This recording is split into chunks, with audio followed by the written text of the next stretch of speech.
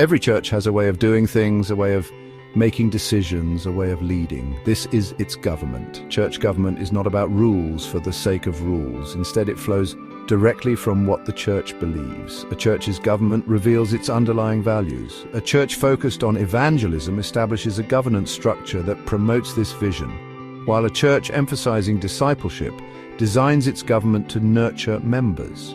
The fivefold ministry takes on distinct forms, reflecting each church's core values. While there is no set formula, embracing these principles is essential for our churches. As Isaiah 9:6 states, the government will be upon his shoulder, and his name will be called Wonderful Counselor, Mighty God, Everlasting Father, Prince of Peace. When a church prioritizes sharing the gospel, its structure reflects that. Outreach ministries thrive. Evangelism training becomes central. The leadership structure might emphasize teams and empower lay leaders to share their faith. Decision-making processes might be streamlined to seize opportunities to reach the lost. The church's calendar might include frequent events and campaigns designed to reach new people. The style of worship might be adapted to be welcoming and accessible to seekers. The use of technology and media might be embraced to spread the message further. A church focused on discipleship will structure itself to nurture spiritual growth. Small groups or discipleship classes become vital. Mentoring relationships are encouraged. Teaching and preaching emphasize practical application of biblical principles. Leadership development is prioritized to equip members for service and ministry.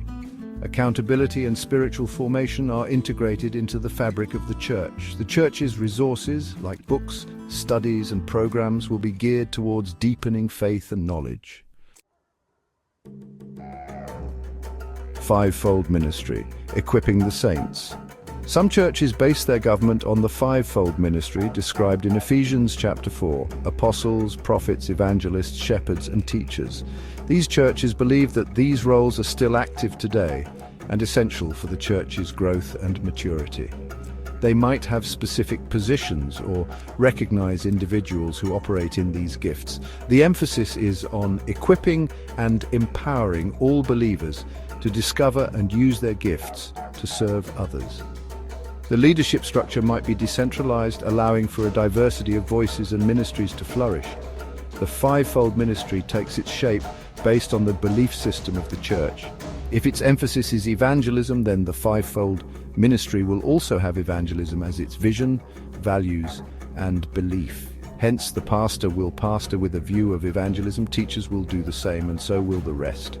If the church government is centered around discipleship and community-like living, then the fivefold ministry will take the shape of that in kind. The evangelist will focus more on inreach, particularly evangelizing their youth, rather than outreach.